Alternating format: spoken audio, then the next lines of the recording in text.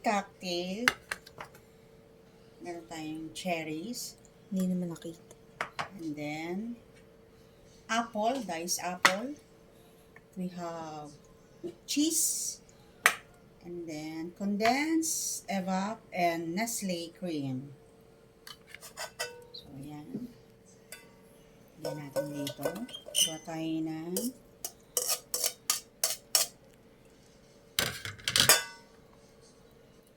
kaya mo na kasama ito. Mix all the ingredients.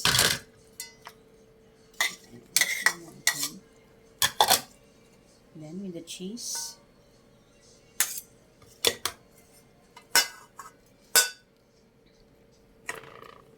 Half lang ng condense.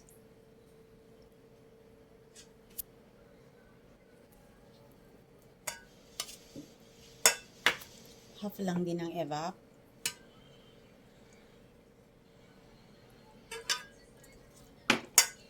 Then, lahat na natin itong Nestle cream. Chilled Nestle cream. Wait a minute.